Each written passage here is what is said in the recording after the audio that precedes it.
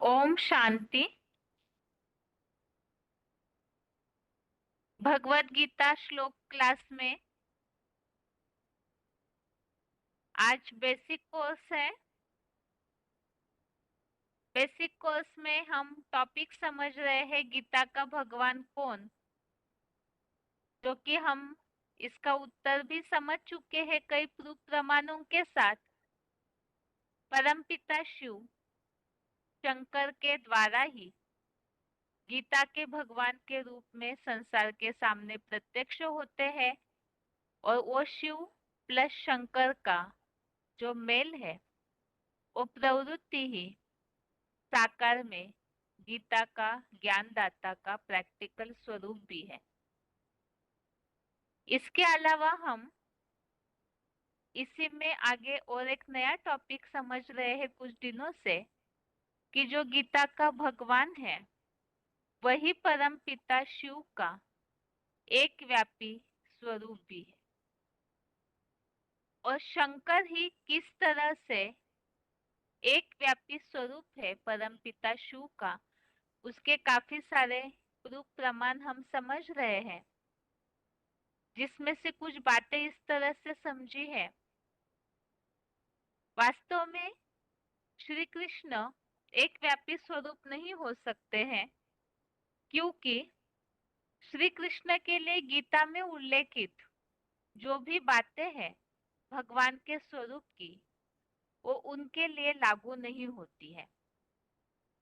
और शंकर के लिए किस तरह से लागू होती है उसके लिए हमने समझा था, जैसे कि भगवत गीता में जो परम पिता के अवतरण का समय बताया हुआ है, तो वो अवतरण का समय भक्ति मार्ग में तो ये माना गया है कि द्वापर युग में कृष्ण ने आकर के ज्ञान दिया, लेकिन फिर ज्ञान देने के बाद पापी कलयुग कैसे आ गया, तो ये बात यहाँ असत्य साबित होती है। वास्तव में कलयुगांत में गीता के श्लोकों के अनुसार कलयुग अंत में परमपिता शिव इस सृष्टि पर आकर जगत भी परिवर्तते के अनुसार इस संसार का परिवर्तन करते हैं, और वो परिवर्तन का स्वरूप शंकर है, न कि श्री कृष्ण। दूसरा टॉपिक इसमें हमने समझा जो भगवत गीता में उल्लेख आया हुआ है, गीता अर्थात ही योग के लिए जुड़ा हुआ। गीता के हर अध्याय में योग शब्द जुड़ा हुआ है। भगवान से युक्त होने जुड़ने के हेतु ही गीता का ज्ञान दिया गया है। तो इसमें दो जो प्रणालियां बताई हुई है, ज्ञान योग की और कर्म योग की, वो दोनों भी प्रणालियां, दोनों भी योग के तरीके, उनका प्रैक्टिकल स्वरूप शंकर है। वो किस तरह से, उसे भी हमने समझा। ज्ञान योग अर्थात पूरी तरह से सब कर्मों को छोड़कर परम पिता में याद के द्वारा लीन होना, निसंकल्पी अवस्था बनाना। इसका प्रूफ शंकर का ध्यानमग्न अवस्था वाला सदैव याद वाला चित्र। और कर्म योगी वो भी शंकर है, जिससे प्रमाण हमने समझे। एक तो सारे संसार का विनाश होने पर भी वो पाप के भागी नहीं बनते। सागर मंथन अर्थात ज्ञान सागर मंथन होने पर भी जो ग्लानि रूपी विष निकला, तो उसका भी उनके ऊपर कोई असर नहीं होता है। इसी तरह से इस बात को भी हमने समझा कि वो एक व्यापी स्वरूप बनते कैसे हैं। तो सबसे पहले अज्ञानता को नष्ट करने में शंकर ही अव्वल नंबर जाते हैं। वो अज्ञान अर्थात ही काम विकार, उस कामदेव को भस्म करके सबसे पहले अपने ज्ञान और योग के द्वारा उस कमी को, उस अवगुण को, कमजोरी को पूरी तरह नष्ट करके पवित्रता का स्वरूप धारण करके इस संसार के परिवर्तन के लिए ही शंकर ही निमित्त बनते हैं। इसके अलावा पिछले हफ्ते के क्लास में हमने इस बात को समझा था कि ये जो शंकर प्रैक्टिकल परमपिता शिव का साकार स्वरूप बनते हैं, परमपिता को सगुण रूप में प्रत्यक्ष करने के निमित्त बनते हैं, यही मनुष्य सृष्टि रूपी वृक्ष के बीज भी है, जिस बीज के द्वारा ये सारा मनुष्य सृष्टि रूपी वृक्ष विस्तार को पाता है। और ये जो संसार है वो तीनों गुणों से बंधा हुआ है, त्रिगुणमयी है। तो जरूर इस संसार रूपी वृक्ष का जो बीज है उसमें भी वो तीनों गुण भी समाये हुए होंगे।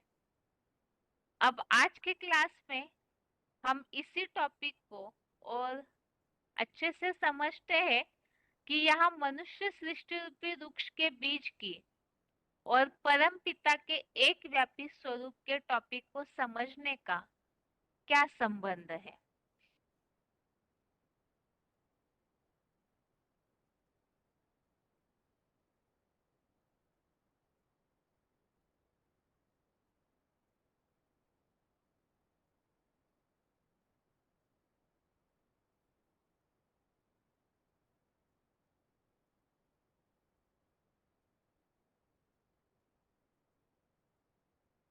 तो इसमें हम जैसे कि समझे हैं, ये संसार जो है वो त्रिगुणमयी है।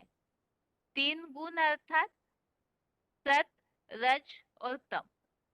अर्थात ये मनुष्य सृष्टि के हर प्राणी आत्माएं तीनों गुणों से समय अनुसार सृष्टि चक्र के अनुसार प्रसारित होते ही है। तो मनुष्य सृष्टि रूपी वृक्ष का जो बीज है, जो जिससे ये सारी सृष्टि विस्तार को पाती है, तो वो बीज भी जरूर तीन गुणों में आने वाला होगा। लेकिन इस बात को हमें समझना है, जैसे पिछले हफ्ते हमने 15वें अध्याय का पहला श्लोक समझा था, ऊर्ध्वमूलम अधः शाखम। इसमें जो बात आई हुई है कि मूल जो है, बीज ऊपर की ओर है और इस वृक्ष का विस्तार अधः शाखम नीचे की ओर होता है। तो इसका मतलब परमपिता शिव जो है वो साकार सृष्टि के विस्तार के निमित्त कैसे बनेंगे, क्योंकि वो तो परम धाम के निवासी है। तो वो परम पिता शिव इस साकार सृष्टि पर जो साकार तन का आधार लेते हैं अर्थात शंकर का, तो उनके द्वारा वास्तव में वही शंकर ही मनुष्य सृष्टि रूपी वृक्ष का बीज है, जिनके द्वारा इस सृष्टि रूपी वृक्ष का विस्तार होता है। तो यहाँ ये तीन गुण किस तरह से उस बीज में समाये हैं और परम पिता शिव त्रिगुणातीत है, इस बात को हम पहले समझते हैं। उसके बाद आगे एक व्यापी स्वरूप से इसका क्या संबंध है वो क्लियर होगा। तो ये जो संसार है वो त्रिगुणमयी है, अर्थात मनुष्य सृष्टि रूपी वृक्ष का जो बीज है वो भी इन तीन गुणों में आने वाला होगा। तो इसके लिए ही 7वें अध्याय का 12वां श्लोक, अध्याय 7 का श्लोक नंबर 12 है, ये चैव सात्विका भावा राजसा तामसाश्च ये पत्त एवेति तान विद्धि न त्वहम तेषु ते मयि। अर्थात इस श्लोक का भाव यह है कि तीनों गुणों की उत्पत्ति मुझसे शिव प्लस शंकर से ही हुई है, किंतु मैं शिव उनमें नहीं हूं, परंतु वे मुझ में अर्थात शिव प्लस शंकर में है। यहाँ इस बात को समझना होगा, परमपिता शिव वो तो त्रिगुणातीत है, क्योंकि वो जन्म मरण के चक्र से न्यारे है। लेकिन शंकर जो है वो भी इस सृष्टि के विस्तार के निमित्त कब बनते हैं? जब परमपिता शिव उस उस साकार तन का आधार लेते हैं, अर्थात शंकर का। तो यहाँ इस बात को ही ये स्पष्ट किया है कि तीनों गुणों की उत्पत्ति मुझ शिव प्लस शंकर से हुई है, किंतु मैं शिव उनमें नहीं हूं। अब यहाँ पर इस बात को स्पष्ट रूप से समझना है। मुझसे, मुझ में एवं मैं शब्द किस भाव से कहा गया है? मुझसे अर्थात मेरे द्वारा, मुझ में अर्थात मेरे में, अर्थात मेरे अंदर समाये हुए इस भाव से, और मैं अर्थात मैं शिव उनमें नहीं हूं, अर्थात परम पिता शिव उनमें व्यापक नहीं है। अब इसे और अच्छी तरह से समझते हैं। निराकार शिव परम पिता और साकार स्वरूप योगीराज शंकर की एक व्यापी रूप प्रवृत्ति में दो शक्तियां हैं। मुझसे प्रकृति की उत्पत्ति और मुझ में प्रकृति का होना, अर्थात मुझसे अर्थात मेरे द्वारा ही इस प्रकृति की उत्पत्ति, जो प्रकृति में तीन गुण समाये हुए हैं, तो इस प्रकृति की उत्पत्ति अर्थात शुरुआत होती है। जहां हम टॉपिक ये समझ रहे थे, इस मनुष्य सृष्टि रूपी वृक्ष का विस्तार। मनुष्य सृष्टि बीज के द्वारा ही फिर विस्तार को पाती है। तो मुझसे प्रकृति की उत्पत्ति और मुझ में प्रकृति का होना, अर्थात वो प्रकृति मेरे में समाई हुई होना, इस भाव से यहाँ बताया मुझ में प्रकृति का होना। तो ये दोनों ही शक्तियां साकार मूर्ति रूप शंकर में निराकार की प्रवृत्ति के लिए लागू होती है। वही परमपिता शिव के अस्तित्व को निर्गुण बताने हेतु मैं उनमें नहीं हूं, इस प्रकार से स्पष्ट भी किया गया है। तो यहाँ इस बात को समझना होगा हमें। परमपिता शिव वो तो तीन गुणों से परे है, अर्थात जब परमपिता शिव परमधाम वासी है और मूल रूप में भी, जैसे कि गीता के भगवान के टॉपिक में हमने इस बात को समझा है कि परमपिता शिव अजन्मा, अभोक्ता, अकर्ता है, तो उन पर तो कोई लेपछेप नहीं चढ़ता। इस अनुसार वो इन गुणों से न्यारे है। लेकिन वो जब इस साकार सृष्टि पर आते हैं तो शंकर के द्वारा कार्य करते हैं, वो सगुण भगवान के रूप में प्रत्यक्ष होते हैं। तो उस साकार के द्वारा कार्य करने पर भी वो तो अकर्ता ही रहते हैं। अकर्ता के लिए भी हमने गीता के काफी सारे श्लोकों का उल्लेख भी समझा था। तो इस अनुसार परमपिता शिव जिस शंकर के द्वारा कार्य करते हैं वो त्रिगुणातीत है, लेकिन वो जो साकार और निराकार की प्रवृत्ति है उनके द्वारा इस सृष्टि रूपी वृक्ष की शुरुआत होती है। अर्थात शंकर भी तब निमित्त बनते हैं जब शिव उनका आधार लेते हैं। लेकिन शिव साकार के द्वारा कार्य करने पर भी वो निराले रहते हैं, लेकिन इस सृष्टि का परिवर्तन और सृष्टि की शुरुआत करवाते हैं। तो यहाँ इस बात को स्पष्ट किया है कि परमपिता शिव के अस्तित्व को निर्गुण बताने हेतु मैं उनमें नहीं हूं, इस प्रकार से स्पष्ट किया गया है। अभी आगे इसी बात को समझते हैं कि परमपिता शिव तीन गुणों से निराले तो है, लेकिन शंकर की प्रवृत्ति का आधार लेकर के वो फिर किस तरह से कार्य करते हैं, इस सृष्टि का विस्तार होता है।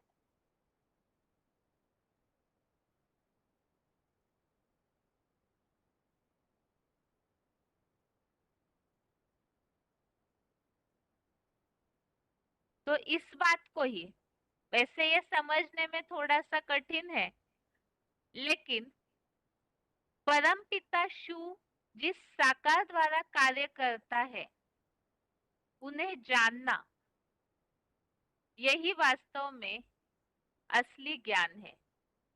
ज्ञान अर्थात ही आत्मा को जानना अपनी, और परम पिता शिव को जानना। परम पिता शिव वो तो निराकार है, लेकिन उन्हें जानेंगे कैसे? तो वो परम पिता शिव इस सृष्टि पर जगत विपरिवर्तते, अर्थात इस सृष्टि के परिवर्तन के लिए जब आते हैं, तो हम इस बात को अभी तक समझ चुके हैं।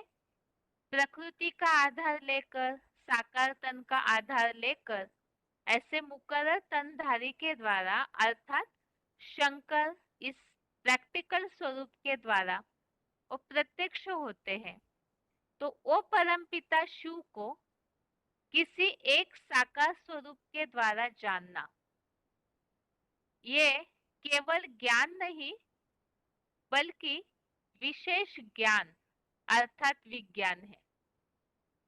तो परम पिता शिव को साकार स्वरूप के द्वारा जानना, ये विशेष ज्ञान क्यों है? क्योंकि इसके लिए उनसे विशेष रूप से युक्त होना पड़ता है, जुड़ना पड़ता है। क्यों? इस बात को गीता के भगवान के टॉपिक में हमने समझा है। भगवत गीता में मानवीय जीवन के परिवर्तन के लिए ही गीता के हर अध्याय का नाम योग शब्द से जुड़ा है। अर्थात हर बात का ज्ञान लेकर के परम पिता से जुड़ना, तभी मनुष्य जीवन का परिवर्तन निहित है। इसके अनुसार ये जो बातें हैं, परम पिता शिव जिस साकार माध्यम के द्वारा कार्य करते हैं, शंकर के द्वारा एक व्यापी स्वरूप गीता के भगवान के रूप में प्रत्यक्ष होते हैं, तो वो स्वरूप जो है, उनके द्वारा कार्य करने पर भी परम पिता शिव तो त्रिगुणातीत है, और फिर भी शंकर के माध्यम द्वारा वो इस सृष्टि की शुरुआत या विस्तार करने के निमित्त बनते। तो इस बात को जानना गहराई से, यही विशेष ज्ञान है कि वो किस तरह साकार स्वरूप द्वारा कार्य करते हैं। तो ये ज्ञान भी है और विशेष ज्ञान है। जान करके फिर उनसे विशेष रूप से योग युक्त होना, जुड़ना, ये विज्ञान हो गया। अब पंडितों के दृष्टिकोण से भी ज्ञान और योग भिन्न नहीं होते हैं। तो इसी के आधार से विशेष ज्ञान के साथ विशेष योग जुड़ा हुआ है। अर्थात ज्ञान और योग अलग नहीं है। जब हम जानेंगे, समझेंगे, ज्ञान प्राप्त करेंगे कि परमपिता का साकार स्वरूप कौन है, तो जानने के बाद ही उनसे जुड़ जाएंगे, योग युक्त हो पाएंगे। तो इसीलिए ज्ञान और योग दोनों भिन्न नहीं है। तो ज्ञान के साथ, विशेष ज्ञान के साथ विशेष योग शब्द जुड़ा हुआ है।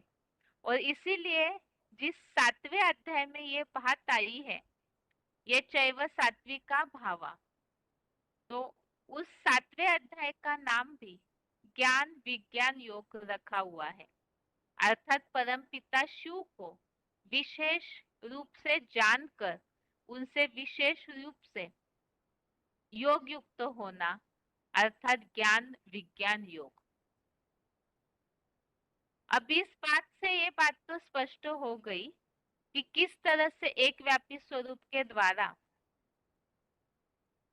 वो जो स्वरूप है, उनसे ये त्रिगुणमयी सृष्टि का निर्माण होने पर भी परम पिता शिव जो बताया मैं उनमें नहीं हूँ, अर्थात वो सर्वव्यापी नहीं है, इस सृष्टि रूपी वृक्ष के हर पत्ते में समाये हुए नहीं है। अब इससे ये बात स्पष्ट हो जाती है कि साकार शंकर में निराकार शिव ज्योति बिंदु की प्रवृत्ति ही वास्तव में इस संसार रूपी वृक्ष का बीज स्वरूप मूल कारण है। अर्थात ही अभी तक जो बात हमने समझी उसका निष्कर्ष यह है कि साकार शंकर प्लस निराकार ज्योति बिंदु शिव, इन दोनों की प्रवृत्ति ही इस संसार रूपी वृक्ष के विस्तार का मूल कारण है। शंकर, आदम, आदिदेव ये मनुष्य सृष्टि रूपी वृक्ष का बीज तो है, लेकिन कब बीज बनते हैं? जब परमपिता शिव उनके द्वारा कार्य करते हैं। आगे इसी बात को और अच्छी तरह से समझते हैं कि किस तरह से परमपिता शिव उस साकार स्वरूप के द्वारा कार्य करते हैं। अब ये संसार रूपी वृक्ष की शुरुआत इस साकार प्लस निराकार के मेल प्रवृत्ति से होती है। इसी के लिए ही अर्थात इस संसार की शुरुआत होती है, इसी के लिए गीता में और एक शब्द आया हुआ है इस संसार की शुरुआत करने के लिए। वो श्लोक हम इसके पहले भी देख चुके हैं, जिसके लिए उल्लेख है अव्यक्त मूर्ति नाका।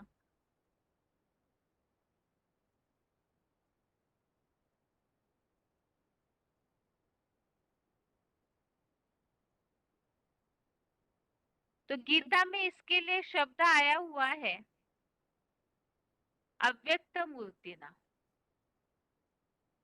मूर्ति अर्थात साकार स्वरूप, मूर्त अर्थात मूर्ति साकार स्वरूप के लिए, और उसके पहले शब्द जुड़ा हुआ है अव्यक्त, अर्थात जो साकार स्वरूप है वो पुरुषार्थ की निरंतर आत्मिक स्टेज रूप संपन्नता प्राप्त कर परम पिता समान सगुण रूप में अर्थात व्यक्त में रहते भी अव्यक्त रूप में प्रत्यक्ष होता है।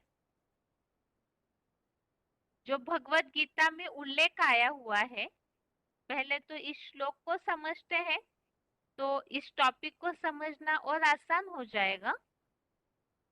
9वें अध्याय का चौथा श्लोक, अध्याय 9 का श्लोक नंबर 4, इस श्लोक में यह शब्द आया हुआ है मया ततमिदं सर्वं जगद व्यक्त मूर्तिना मत्स्थानि सर्वभूतानि न चाहम तेष्व अवस्थितः।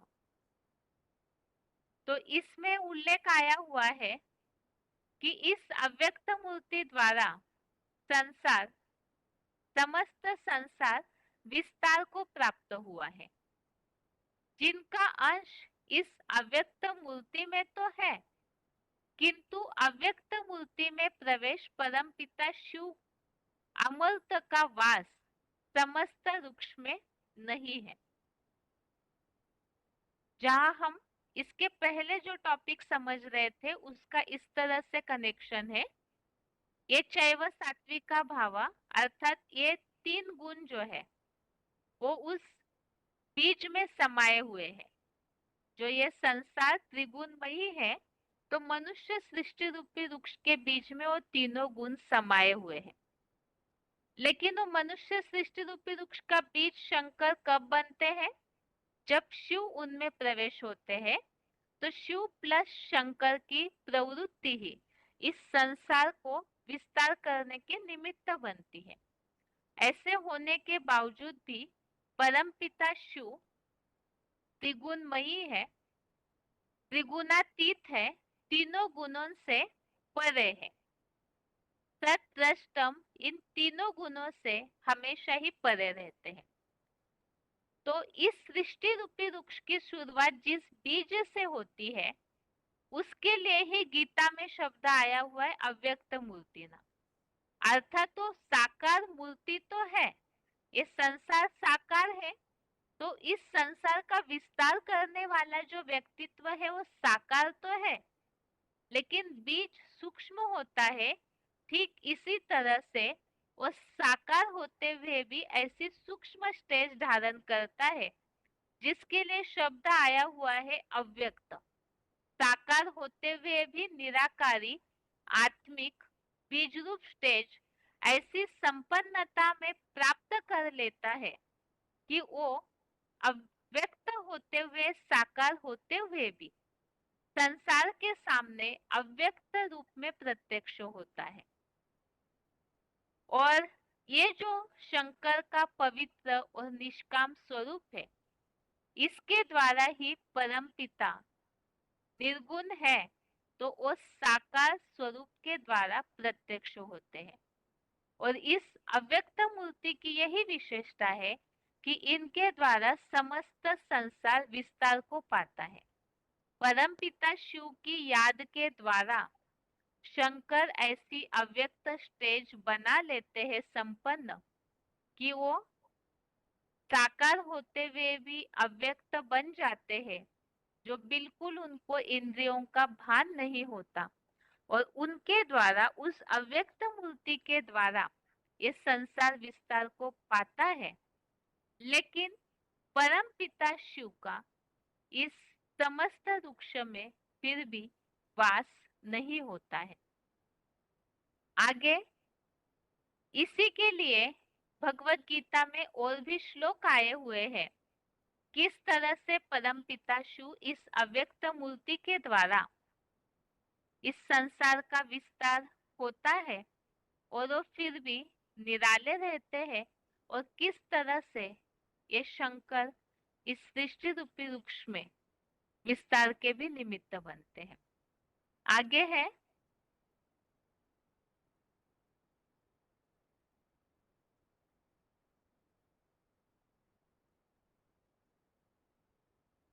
यहाँ और एक बात स्पष्ट होती है, परम पिता का परा और अपरा प्रकृति का भेद भी स्पष्ट हो जाता है, जहाँ 7वें अध्याय में ही इस बात का उल्लेख किया हुआ है कि ये जो परम पिता शिव का साकार स्वरूप है वो किस तरह से परा और अपरा प्रकृति के रूप में उल्लेखित किया हुआ है। तो यहाँ अपरा प्रकृति अर्थात क्या और परा प्रकृति अर्थात क्या, उसे समझते हैं।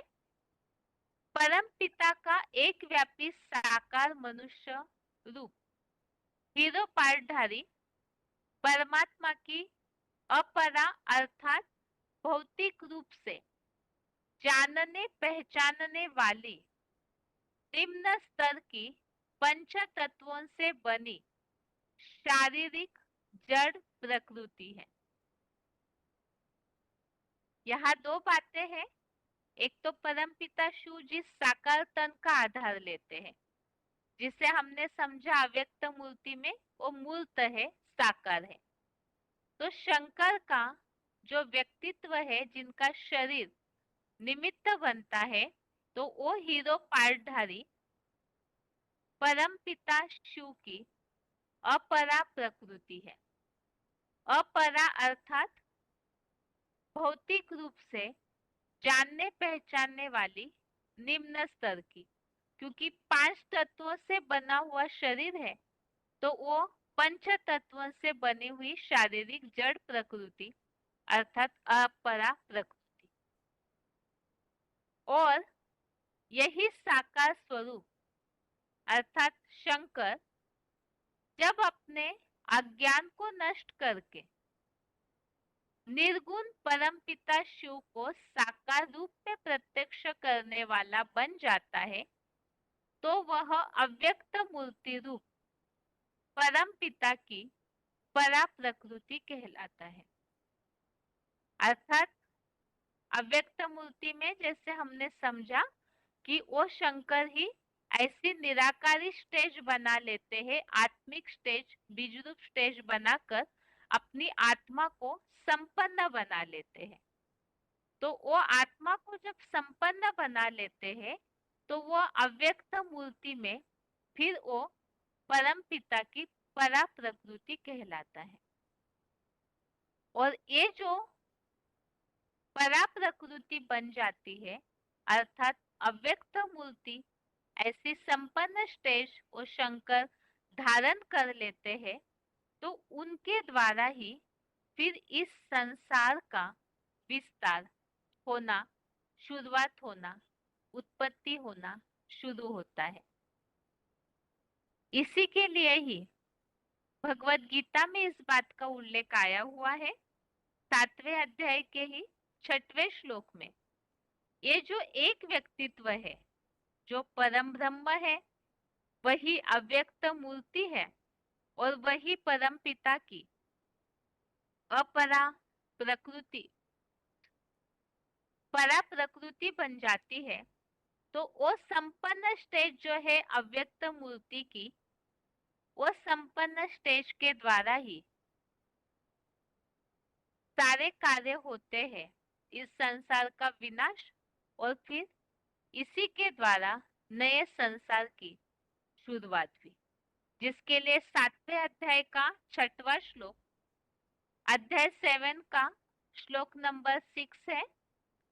एतद्योनीनि भूतानि सर्वाणि त्युपधारय अहम कृत्स्नस्य जगतः प्रभवः प्रलयस्तथा।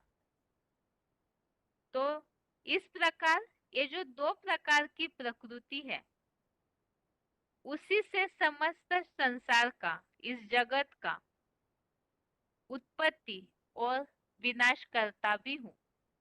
अर्थात इसके द्वारा ही फिर प्रभवः प्रलय अर्थात विनाश भी और उत्पत्ति की शुरुआत होती है। और इसी बात का उल्लेख ये जो अव्यक्त मूर्ति है, जो परम ब्रह्म है, जो परा प्रकृति है, इसी से ही किस तरह से इस संसार का विस्तार या शुरुआत होती है, उसके बारे में 14वें अध्याय के 3रे श्लोक में, अध्याय 14 का श्लोक नंबर 3, इसमें उल्लेख आया हुआ है इस परा प्रकृति के बारे में ही। अध्याय 14 का श्लोक नंबर 3 है, मम योनिर महत् ब्रह्म तस्मिन् गर्भं दधाम्यहम् संभवः सर्वभूतानां ततो भवति भारत। तो इसमें उल्लेख आया है कि परम पिता शिव की योनि रूपी माता परम ब्रह्म है, जिसके लिए भक्ति मार्ग में कहा जाता है त्वमेव माताश्च पिता त्वमेव। वो माता भी है, पिता भी है। तो वो परम ब्रह्म, यहाँ श्लोक में उल्लेख आया है मम योनि महत् ब्रह्म।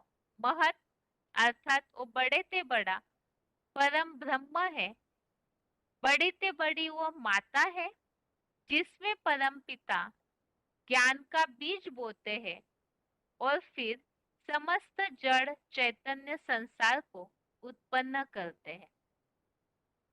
तो इस परम पिता के एक व्यापी स्वरूप शंकर के बारे में हम आज के क्लास में इस तरह से समझे हैं। सबसे पहली बात, इस मनुष्य सृष्टि रूपी वृक्ष का विस्तार। परम पिता शिव परम धाम में बैठकर इस सृष्टि रूपी वृक्ष का विस्तार नहीं करते, बल्कि जब वो इस साकार सृष्टि पे आते हैं तभी विस्तार हो सकता है।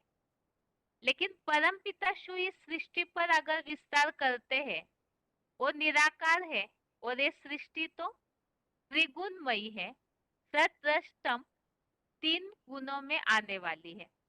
तो इस संसार का विस्तार कैसे होगा?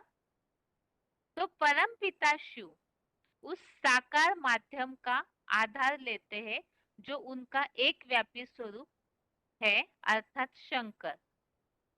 तो वो शंकर जो है वो मनुष्य सृष्टि रूपी वृक्ष का बीज तो है, लेकिन वो बीज कैसे बनते हैं? जब परमपिता शिव उनका आधार लेते हैं। अब यहाँ बात चल रही थी, जो श्लोक में उल्लेख आया है 7वें अध्याय के, कि ये जो तीनों भाव है, सात्विक, राजसी और तामसी, ये तीनों भाव मेरे से ही है, मेरे से ही है, लेकिन मैं शिव उनमें व्यापी नहीं हूं। अर्थात ये तीनों भावों की शुरुआत कैसे होती है, अर्थात ये सृष्टि की शुरुआत कैसे होती है? तो परम पिता शिव जिस साकार माध्यम शंकर का आधार लेते हैं, तो शिव प्लस शंकर, इनके द्वारा इस साकार सृष्टि की शुरुआत होती है। ऐसे शुरुआत होने पर भी परम पिता शिव उनमें व्यापी नहीं है, सिर्फ शंकर के माध्यम के द्वारा शिव उनका आधार लेकर इस सृष्टि की शुरुआत के निमित्त बनते हैं। तो इस बात को समझना जरूरी है कि इस सृष्टि की शुरुआत करने के बावजूद भी शिव सर्वव्यापी नहीं है। इसी बात को समझना ही विशेष ज्ञान है। इसीलिए 7वें अध्याय का नाम ज्ञान विज्ञान योग रखा हुआ है। तो इस बात को समझने से ही विशेष रूप से भगवान से युक्त हो सकते हैं, जुड़ सकते हैं, कि वो सर्वव्यापी नहीं है। इस सृष्टि का विस्तार के निमित्त बनने पर भी परम पिता शिव एक व्यापी ही है।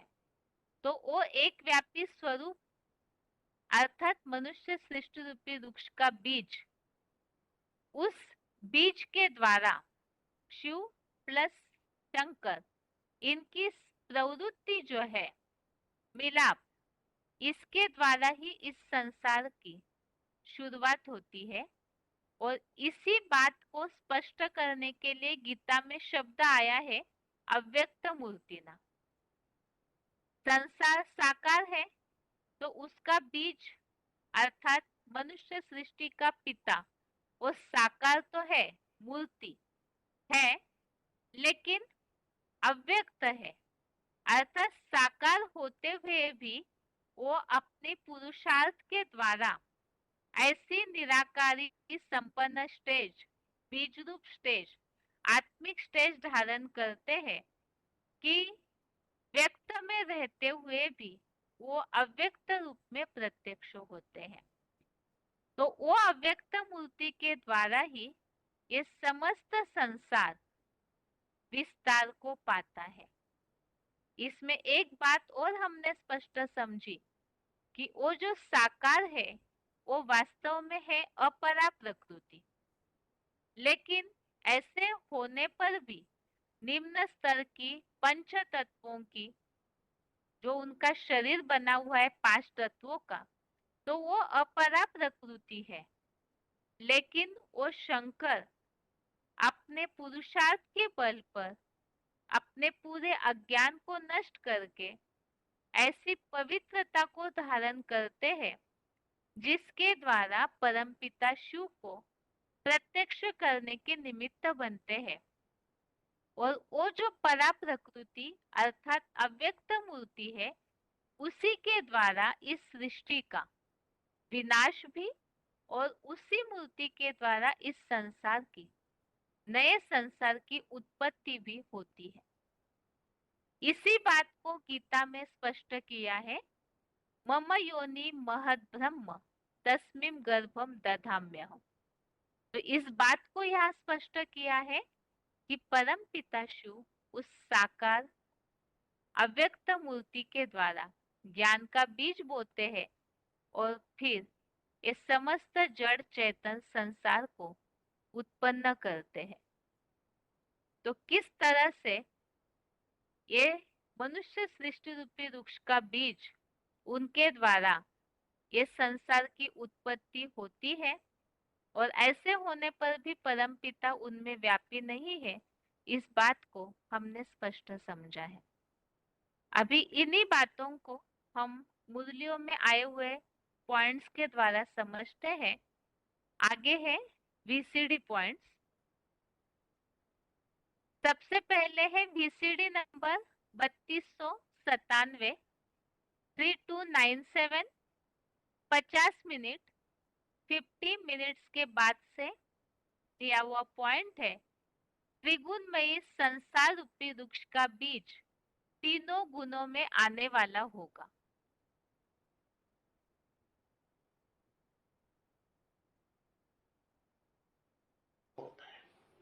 आत्मा सूक्ष्म तो आत्मा का बाप भी बहुत सूक्ष्म। तो बताया कि वो सूक्ष्म ज्योति बिंदु, उसका नाम ही वास्तव में शिव है, आत्मा का। वो कभी शरीर उसका होता ही नहीं। तो जब शरीर नहीं होता, इस सृष्टि पर आएगा तो कोई शरीरधारी में ही आएगा ना। तो वो है मनुष्य सृष्टि का बाप राम, आदम। है? हाँ, जो उस समय नहीं कहा जाएगा कि जब मनुष्य सृष्टि का बाप कहा जाता है आदम है, एडम, तो उसको आदिदेव कहेंगे? उस समय आदिदेव नहीं कहेंगे, महादेव कहेंगे उस समय। महादेव, हाँ, वो पुरुषार्थ करके महादेव बन जाता है। तो महादेव बनता है तो बाबा कहते हैं वो महादेव पहले तो जब पुरुषार्थ पूरा नहीं हुआ था, अधूरा था, तो क्या था? महादेव था कि महाराक्षस था? क्या था? बड़े से बड़ा राक्षस बन गया ना। क्यों? क्यों? तो बता दिया, इस षष्ठी रूपी रंगमंच पर ये जो दुनिया है, चाहे स्वर्ग की दुनिया चाहे नरक की दुनिया, इसी दुनिया में, इसी भारत में स्वर्ग होता है, इसी भारत में सबसे बड़ा नरक भी होता है, दुख। तो देखो, ये दुनिया जो है 3 गुणों वाली है। क्या? सत, रज, तम। वो तीनों गुण जो हैं वो आदम में समाये हुए होंगे या कोई और मनुष्य में समाये हुए होंगे, बीज रूप में। 4 सूक्ष्म बीज होता है ना। हाँ, तो उस आदम में, एडम में ये तीनों गुण समाये हुए रहते हैं। अगला पॉइंट है ज्ञान सूर्य परमपिता शिव त्रिगुणातीत है। VCD number 2499, VCD number 2499। 20 minute 20 minutes के बाद से लिया हुआ पॉइंट।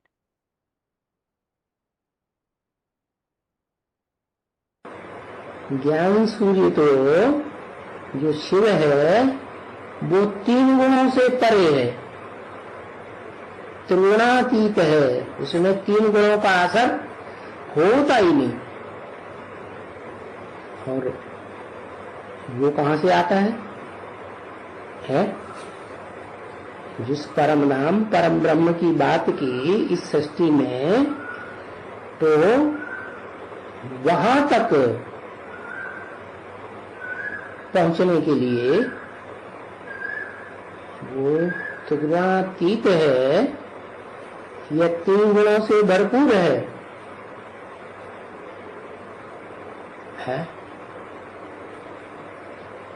जिस रथ में, मुकर्रर रथ में रहता हूँ, जहां से आता हूँ, वो 3 गुणों वाला है या 3 गुणों से परे है?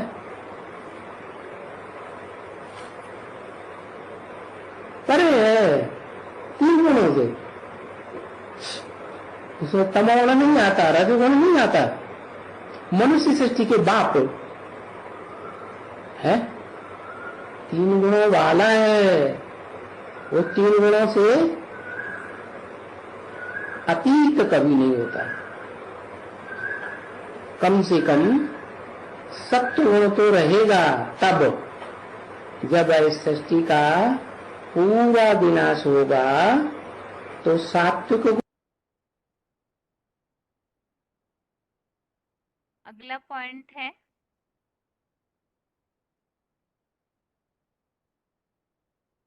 जो हमने पॉइंट समझा था कि इस साकार और निराकार के स्वरूप को जानना ही ज्ञान और विज्ञान है। तो ज्ञान और विज्ञान अर्थात क्या? वार्तालाप number 1529, discussion number 1529, 30 minute 30 minutes के बाद से लिया हुआ पॉइंट।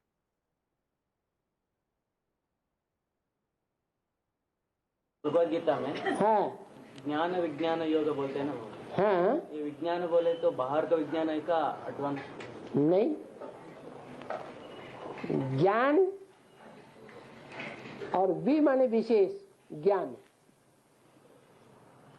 ज्ञान तो है पहचान मात्र, समझ लिया, समझ को ज्ञान कहा जाता है। लेकिन प्रैक्टिक जीवन कल जीवन में नहीं आया है। ज्ञान समझ लिया कि आत्मा ज्योति बिंदु, परम पिता परमात्मा शिव ज्योति बिंदु, और वो इस सृष्टि पर साकार तन में आता है, ये समझ लिया। साकार में निराकार भगवान का प्रैक्टिकल रूप है, लेकिन उसको याद करने की प्रैक्टिस ही नहीं की, तो विज्ञान है, विशेष ज्ञान कहे नहीं है। इसलिए लौकिक दुनिया में भी थ्योरी और प्रैक्टिकल दोनों में विशेष किसको मानते हैं? प्रैक्टिकल में फेल तो फेल, थ्योरी में भले कितने भी नंबर आ जाएं।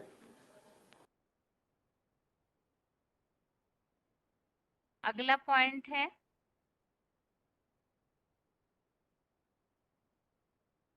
अव्यक्त मूर्ति से समस्त संसार विस्तार को पाता है। वीसीडी नंबर 2313, वीसीडी नंबर 2313, 1 घंटा 27 मिनट 1 आवर 27 मिनट्स के बाद से लिया हुआ पॉइंट। सृष्टि की सारी आत्माएं खिंच करके बिंदु बिंदु आत्माएं उस अव्यक्त मूर्ति के द्वारा, कैसी मूर्ति? अव्यक्त मूर्ति। अव्यक्त माने जो आंखों से दिखाई नहीं देती, और मूर्ति भी है, मूर्तमान भी है, आंखों से दिखाई भी देती है। ये क्या बात हुई? ऐसी अव्यक्त मूर्ति है जो आंखों से दिखाई भी नहीं देती, और मूर्तिमान भी है, दिखाई भी देती है। माने व्यक्त भी है और अव्यक्त भी है। कौन? शंकर। शंकर की जो कर्मेंद्रियां दिखाई देती है। हाँ, पुरुषार्थ करके जब वो आत्मा जो याद के पुरुषार्थ में बैठा हुआ शंकर है, वो पुरुषार्थ संपन्न करके जब शिव समान स्टेज को धारण कर लेता है, जो शिव बाप का विरुद्ध है कि मैं तुम बच्चों को नंबर बार आप समान बना कर ले जाऊंगा, तो अव्वल नंबर कोई 100% शिव बाप समान बनता होगा ना? कौन बनता होगा? है वही मनुष्य सृष्टि का भी, जिसे शंकर कहा जाता है, जिसको कौन से पुरुषार्थ में दिखाते हैं? चित्र जो चरित्र की यादगार हैं, वो याद का चरित्र दिखाते हैं। मोस्टली याद चित्र याद के रूप में बैठे हुए हैं या दूसरे रूप में बैठे हैं? याद के रूप में। तो याद का ऐसा गहरा पुरुषार्थ करती है कि अव्वल नंबर शिव समान स्टेज को प्राप्त करती है और उसका रूप शिवलिंग बनाया गया है। जो लिंग बड़ा रूप तो देखने में आता है, व्यक्त है, आंखों से देखने योग्य है, लेकिन उसमें नाक, आंख, कान, हाथ, पांव, इंद्रियां देखने में नहीं आती, तो अव्यक्त है। अव्यक्त है माने अव्यक्त भी है और व्यक्त भी। इसलिए गीता में आया है अव्यक्त मूर्तिना। क्या ये सारा संसार उस अव्यक्त मूर्ति से ही जन्म लेता है और उसी में समा जाता है। अगला पॉइंट है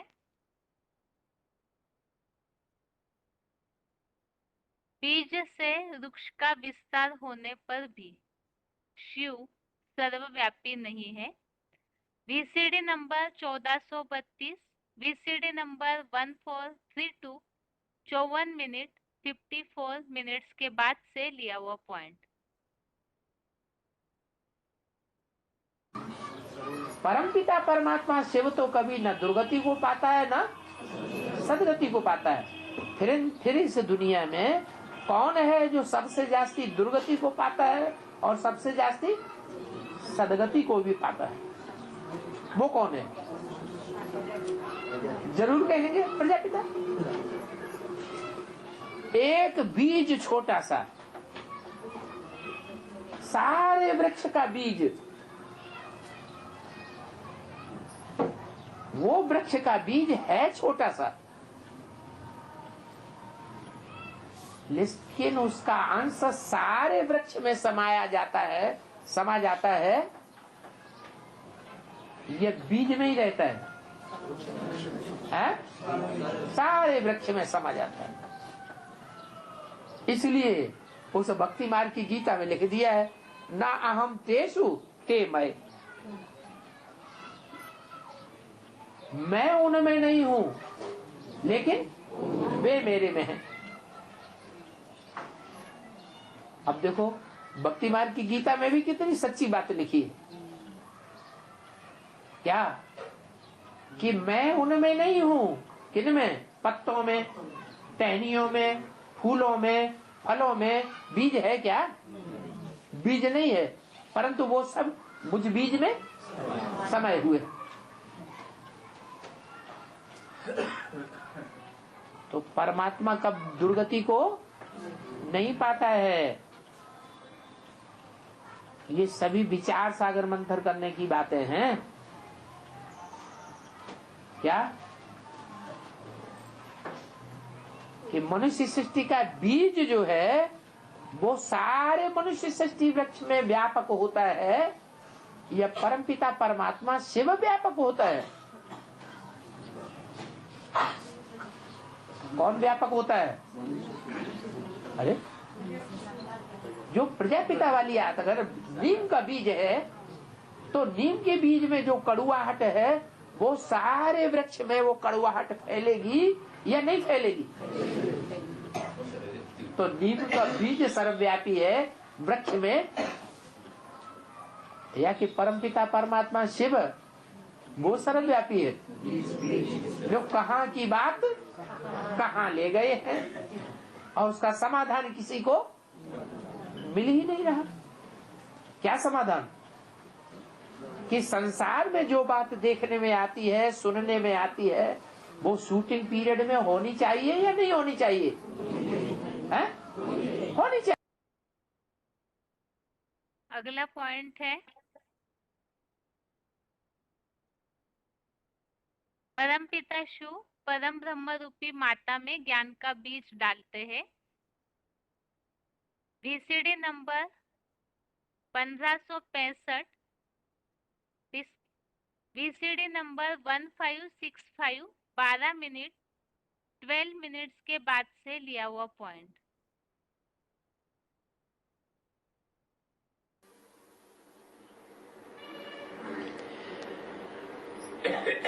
ये माता पिता भी हैं दूर देश के रहने वाले।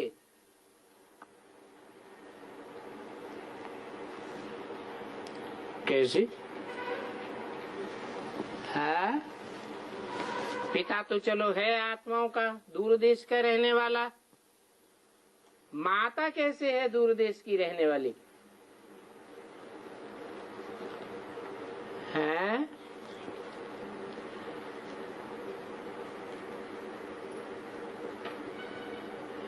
इस सृष्टि में आत्माएं पार्ट बजाने के लिए आती हैं, तो कहां से आती हैं? परमधाम से आती हैं। ये तो वेद की बात है। और हद में जब बच्चे जन्म लेते हैं तो कहां से जन्म लेते हैं? हैं? माता के गर्भ से जन्म लेते हैं।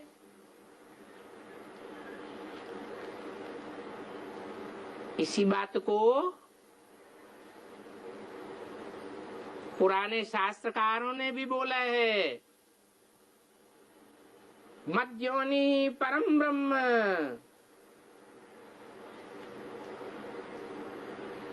जहां से जन्म लिया जाता है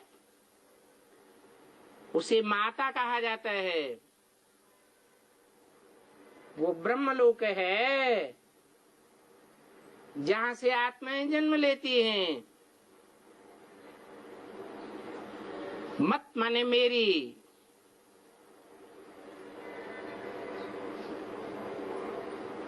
मैं उस माता में गर्भ डालता हूं, ज्ञान का बीज डालता हूं। मैं माने कौन? परमपिता परमात्मा शिव। किस में बीज डालते हैं? परम धाम में बीज डालते हैं क्या? नहीं, वो तो एक जड़त्वमयी तत्व है। परंतु जब परम पिता परमात्मा इस सृष्टि पर आते हैं तो जिस तन में ज्ञान का बीज डालते हैं वो तन ही परम ब्रह्म है, जो शास्त्रों में भी प्रसिद्ध है।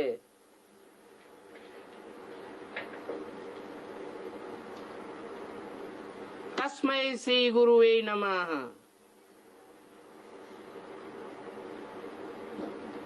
किसको नमः? गुरुर् ब्रह्मा गुरुर्विष्णु गुरुर्देवो महेश्वरः, गुरु साक्षात परम ब्रह्म।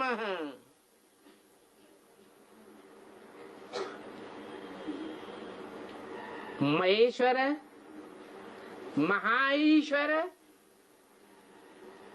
महान ते महान शासन करता, शासन करने वाली आत्माओं में सबसे श्रेष्ठ जो महेश्वर कहा जाता है वो साक्षात नहीं है, वो शिव साकार नहीं है। साकार कौन है? गुरु साक्षात परम ब्रह्म है, वो साकार है। गुरु परम ब्रह्म है, अर्थात और भी ब्रह्म है नंबरवार। कोई नीची कोटि के, कोई ये सबसे ऊंची कोटि का नाम दिया है परम ब्रह्म। परे ते परे, जो नीची कोटि के ब्रह्मा हैं उनसे परे है, तो वो कौन है? ब्रह्मा एक का नाम है या अनेकों के नाम है? ब्रह्मा तो अनेकों के नाम है, माताएं अनेक होती हैं और बाप तो एक ही होता है। तो तो वो परम ब्रह्म कौन है? शिव तो बाप है, बीज डालने वाला, ज्ञान का बीज डालता है, परंतु पहले पहले डालता किसमें है? प्रजापिता ब्रह्मा। वो पहला पहला प्रकृति का पुतला हो गया। जिस प्रकृति के पुतले में अवस्थम्य ऐसे बोला है, उसको आधीन करके मैं आता हूं। उस शरीर रूपी रथ को कैसे आता हूं? आधीन करके आता हूं। तो माता भी है और पिता भी है एक ही?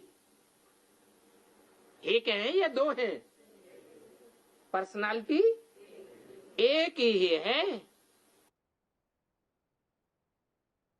इस तरह से आज की गीता के टॉपिक संबंधित हमने पॉइंट समझे हैं। अभी क्लास का टाइम पूरा होने जा रहा है, इसीलिए आज के क्लास में रिवीजन वाला टॉपिक नहीं लिया जाएगा। तो गीता के भगवान के टॉपिक में हमने सार में ये बात समझी है कि जो मनुष्य सृष्टि रूपी वृक्ष का बीज है, उन्हीं के द्वारा इस संसार का विस्तार होता है। लेकिन वो कैसे? तो शिव प्लस शंकर दोनों की साकार प्लस निराकार की प्रवृत्ति, और फिर शंकर जब ऐसी अव्यक्त स्टेज बना लेते हैं जो अव्यक्त मूर्ति के रूप में गीता में उल्लेख आया हुआ है, तो वो अव्यक्त मूर्ति उन्हीं के द्वारा सारा संसार विस्तार को पाता है। वो कैसे? तो इसके लिए हमने समझा गीता में जो उल्लेख आया है, मम योनि महद ब्रह्म, अर्थात परमपिता शिव उस परम ब्रह्म रूपी माता में ज्ञान का बीज डालते हैं, और फिर वो जो अव्यक्त मूर्ति है ऐसी संपन्न अवस्था में तब इस सृष्टि रूपी वृक्ष का विस्तार करने, शुरुआत करने के निमित्त बनती है। तो इस तरह से परम पिता शिव का जो साकार स्वरूप है, जो उन्हें सगुण साकार रूप में प्रत्यक्ष करने के निमित्त बनता है, वो शंकर महादेव ही एक व्यापी स्वरूप भी है। तो आज के लिए गीता क्लास यहाँ तक ही। ओम शांति।